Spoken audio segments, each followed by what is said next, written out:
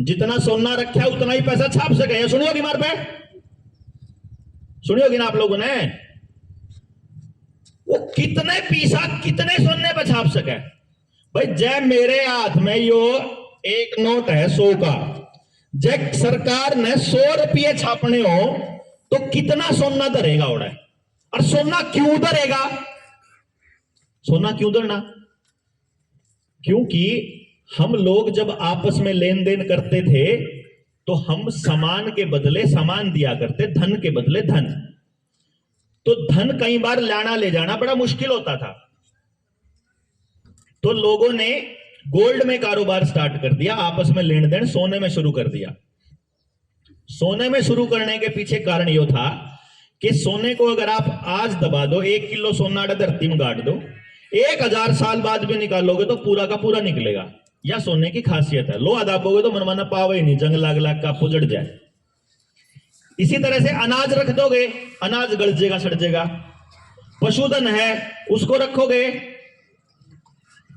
ये देख लो cam trial का प्रयोग प्रचालन ला रहे हैं। वो बिजली जो मैं कह रहा था ना, केमिकल छिड़क के एनवायरनमेंट खराब करें, वो जो पीछे दान लग रही ना, या बालक पढ़ते सारे देखते आने लग रहे होंगे इस लाइन में। वो देखो जहाज आपने ला गई, जहाज का दुमा, ये जहाज का दुमा नहीं है यो। ये केमिकल छिड़का जा रहा है। जिस एरिया में जिस तरह की बीमारी फैलानी हो, ये अपनी मर्जी से फैलाते हैं। उस हवा में कोई शहर प्रदूषित दिखाना है, कोई शहर साफ दिखाना है, वो अगले हाथ में। जड़ा बारिश ज्यादा करनी है, जड़ा बारिश कम करनी है, वो सब कैलकुलेट करके करते हैं। तो बड़ी बात ये थी जिसके ऊपर मैं बात कर रहा था कि बाकी का कोई भी धन है उसको रखना थोड़ा मुश्किल होता था। इसीलिए अंग्रेजों ने रुपए का एक स्टैंडर्ड बनाया। बल्कि अंग्रेजों ने नहीं बनाया, ये शेरशाह सूरी ने बनाया था। शेरशाह सूरी ने भी नहीं बनाया, ये हमारे पुरखा ने बनाया था। और सदियों से यही चल रहा था। शेरशाह सूरी ने केवल लिखित में बनाया था। समझ गए ना? चल रहा था सदियों से लिखित में। जैसे हमारा आईपीसी है, आईपीसी हमारा इंडियन पिनल कोड, हमारा ये कोर्ट है, संविधान है भाई। संविधान से देश चलता है। चलो मान लिया संविधान नहीं था तो उससे पहले हमारा देश नहीं चला कर था। जब संविधान नहीं था, अंग्रेज नहीं थे, क्या तब नहीं चलता था? तो लोग बाग झूठ फैलाते हैं कि ये तो सपेला का देश था, ये तो गरीब देश था। अच्छा रे, गरीब देश था। आईएमएफ के आंकड़े उठा करके देखो। मैं नहीं कह रहा हूं, यूनाइटेड नेशन की संस्था है आईएमएफ, इंटरनेशनल मॉनेटरी फंड, जो नए बच्चे नौजवान बच्चों के लिए बड़े काम की चीज है, जाके सर्च करो। 1860 में पूरी दुनिया का 48% एक्सपोर्ट अकेला भारत करता है। और पूरी दुनिया की जीडीपी का 25% अकेला भारत है। 1860 जब मुगलों ने भी लूट लिया, अंग्रेज कंपनियों ने भी लूट लिया, उसके बाद ये हाल है। 1857 की क्रांति के बाद की बात है यार। तब भी आप पूरी दुनिया की टॉप 3 जीडीपी में आते हैं। 1860 में तो आप टॉप 1 ही थे। महाराज चाइना का ही लड़ाई बाजा जी, कदे आप चाइना ऊपर आजा करता, कदे इंडिया।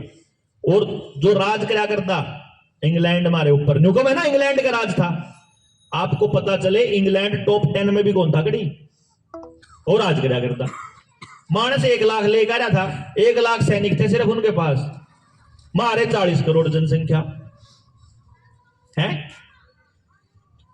मारे आदमी किराए पे लिए उनने, जो करिए सरकारी कर्मचारी हैं, हमारे महाजन हैं, हमारे ओवरलोड हैं, वह लिए किराए पे। तो इसका मतलब है सरकारी कर्मचारी किराए पे लिए, तो हमारे पुरखा का बात समझ में आई। तो उनने कहा कि खेती उत्तम और नीच नौकरी। समझ गए ना जी? और अपन इन्होंने क्या करा, बोला खेती में कुछ नहीं दे रहा और नौकरी कर ले। क्या उल्टा मुंह फिर हमारा नहीं जी। अब आपको पता चले कि उन लोगों ने क्या किया 1882 में, वो जो मानक बना था, वो मानक चल रहा था सदियों से, 400-500 साल चला। 400-500 साल तक क्या मानक था कि 10 रुपए की एक मोहर मिलेगी। समझ गए जी? ये ध्यान रखना अभी आप सबको अगले पॉइंट में, 10 रुपए की एक मोहर, और मोहर का वजन होगा 1 तोड़ा, और उसके अंदर स्टैंडर्ड होगा गोल्ड। 10 रुपए का 1 तोड़ा सोना, ये हमारे रुपए का मानक था। समझ गए जी? मानक का मतलब क्या है? मानक को समझने के लिए आपको समझना पड़ेगा 1 किलो का बट्टा। 1 किलो का बट्टा लोहे का ज्यादा बढ़िया होगा या सोने का ज्यादा बढ़िया होगा? नहीं बताओ। सोने का ज्यादा बढ़िया तोलेगा या लोहे का ज्यादा बढ़िया तोलेगा? 1 किलो का बट्टा कौन सा बढ़िया तोलेगा?